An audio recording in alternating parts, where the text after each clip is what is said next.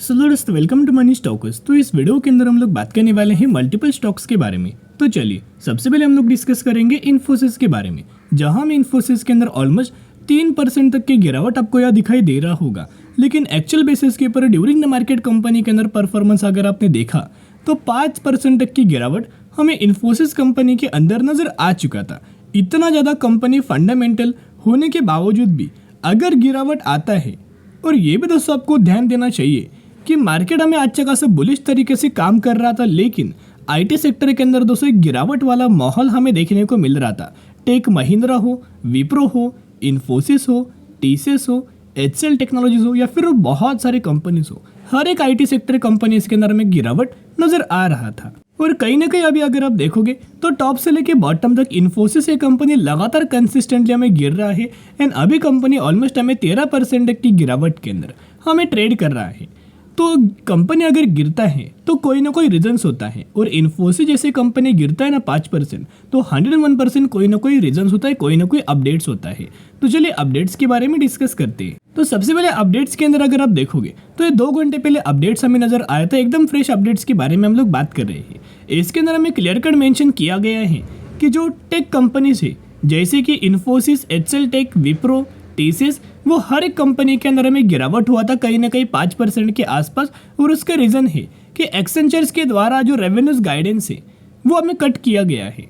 यानी कि एक्सेंचर्स कंपनी कौन है? दुनिया की सबसे बड़ी आईटी सेक्टर की कंपनी है एक्सेंचर्स। तो जिस तरीके से एक्सेंचर्स के द्वारा हमें परफॉर्म किया जाता है, वैसे ही जो एज कम्पेयर टू एक्सेंचर जो छोटे कंपनीज है, विप्रो हो, इन्फोसिस हो, टीसीएस हो, एचसीएल टेक हो, वो हर एक कंपनी वही तरीके से परफॉर्म करता है।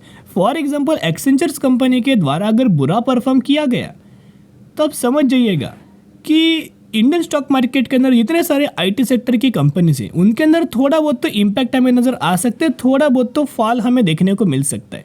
तो आज के दिन का जो गिरावट का जो कारण है, जो रीज़न है, वो कहीं ना कहीं यही है कि एक्सचेंजर्स कंपनी के द्वारा जो रेवेन्यूज गाइडलाइंस है वो हमें कट किया गया है। और इनका ये मानना है कि ये क्यों पॉसिबल हुआ है, क्यों रेवेन्यूज गाइडेंस को कट किया गया है, रिड्यूस किया गया है। देखिएगा, the IT major Accenture's reduce its revenue growth guidance for 2024 on concern about global uncertainty and weak client spending on consulting services। यानी कि अगर आप देखोगे तो आईटी सेक्टर को सबसे ज़्यादा जो बेनिफिट्स हमें मिलता है इनके क्लाइंट्स के थ्रू मिलता है। तो कहीं ना कहीं अगर आप देखोगे जितने ज़्यादा क्लाइंट्स इनको अप्रोच करेंगे, ज़्यादा से ज़्यादा काम प्रोवाइड करेंगे, उतने कंपनी का ज़्यादा से ज़्यादा रेवेन्यूज बढ़ेगा एंड ज़्यादा से ज़्यादा प्रॉफिट्स बढ़ेगा। लेकिन इन्हें क्लियर कट बोला गया है कि कहीं ना कहीं इस वक्त हमें वीक क्लाइंट स्पेंडिंग हमें देखने को मिला है। तो अगर कम क्लाइंट्स अप्रोच करेंगे तो कंपनी का रेवेन्यूज कैसा बढ़ेगा, कंपनी का प्रॉफिट्स कैसा बढ़ेगा। तो कहीं ना इसका थोड़ा बहुत इम्पैक्ट हमें आईटी सेक्टर के अंदर जितने सारे कंपनीज है उन हर एक कंपनी के अंदर देखने को मिल सकता है। तो अभी ये देखना बहुत ज़्यादा इंपॉर्टेंट पड़ेगा कि जो इन्फोसिस कंपनी अपना Q4 का रिजल्ट जब डिक्लेयर करने वाले, जब डिस्कस करने वाले आउट करेगा, तो वो रिजल्ट्स के अंदर दोस्तों होता क्या है। और अगर रिजल्ट डाउन आता है, अगर रिजल्ट डाउन आता है तो कंपनी के अंदर फॉल आएगा, एक जेन्युइन बात होता है। क्योंकि आप सभी को पता है एचडीएफसी बैंक के अंदर क्यों गिरावट हुआ।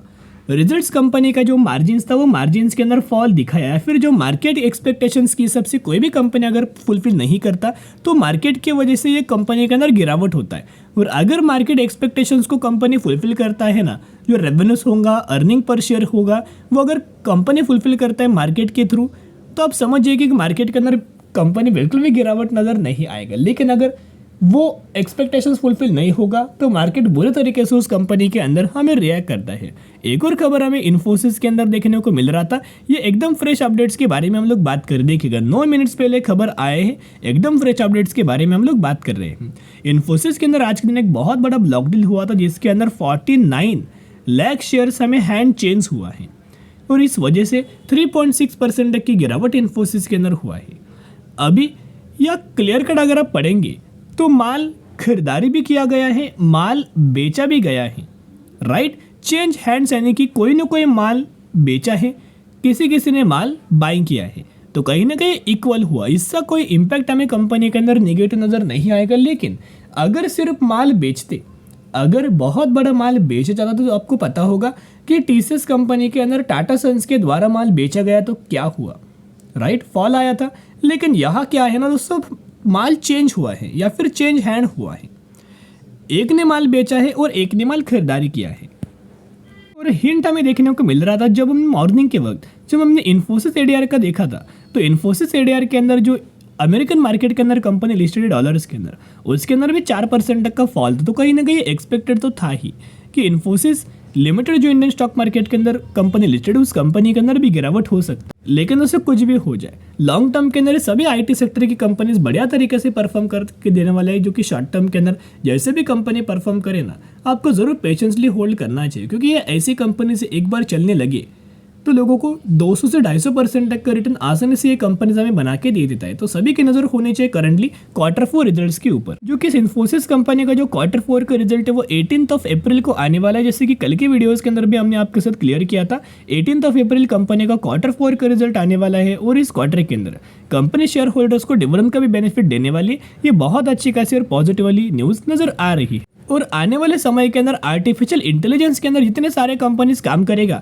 उन हर एक कंपनी को उसका शानदार तरीके से बेनिफिट्स मिलेगा, क्योंकि जो हमें एक्सपेक्टेड ग्रोथ देखने को मिल रहा है CAGR के अंदर AI के अंदर वो ऑलमोस्ट हमें 15% के आसपास है। एंड कहीं ना कहीं the India is the second highest installed artificial intelligent talent base with 4,20,000 employees, यानी कि इतने सारे एम्प्लॉयज हमें करंट बेसिस के ऊपर टेक कंपनीज के अंदर हमें काम कर रही है AI के अंदर, जो कि आने वाले फ्यूचर में वो भी बढ़ेंगे। उसके साथ साथ कंपनी को उसका बेनिफिट्स भी हमें नजर आएगा। तो जरूर कंपनी के अंदर इतना आपको गिरावट नजर आए ना, इन्फोसिस, विप्रो, TCS, उन हर एक कंपनी के अंदर बाइंग करना, बाउंड स्ट्रेटेजी अप्लाई करना, ताकि लॉन्ग टर्म के अंदर बढ़िया तरीके से गेन आपको मिल सके। अभी हम बात करेंगे रिलायंस के बारे में, जहां में रिलायंस के अंदर आज के दिन नई के बराबर परफॉर्म किया था, लेकिन अगर आप देखोगे तो वॉलेटाइल हमें कंपनी के अंदर परफॉर्मेंस दिखाई दिया था, लेकिन गिरावट नहीं हुआ।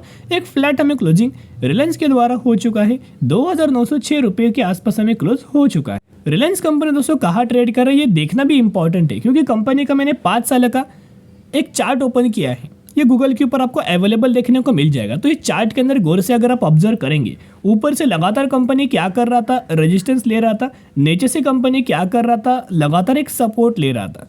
और अभी अगर आप देखोगे वही कंपनी के द्वारा जो हमें रेजिस्टेंस ले रहा था, वही रिलायंस के द्वारा रेजिस्टेंस को ब्रेक किया गया है, रिटेच किया गया है, और यही से एक रिवर्सल आपको देखने को मिलने वाला, जो कि बहुत बड़े बड़े टारगेट्स आपको दिखाई दे सकते हैं। जो कि ब्रोकरेज फर्म का ये एक्सपेक्टेशन से जेफरीज का मानना है कि रिलायंस ये कंपनी के अंदर 3,400 रुपीज तक का लेवल्स आपको दिखाई दे सकता है। ये टारगेट्स आपको बहुत ही जल्द दिखाई दे सकते हैं। ये बहुत ज़्यादा बुलिश व्यू रिलायंस के अंदर रख रहे हैं। एज वेल एज एनालिस्ट की अगर बात की जाए तो एनालिस्ट का भी वही मानना है कि आपको 78% एनालिस्ट का बाइंग का व्यू दिया गया है, होल्ड करने का 12% तक का व्यू है, एंड सेल करने का सिर्फ 9% तक का है।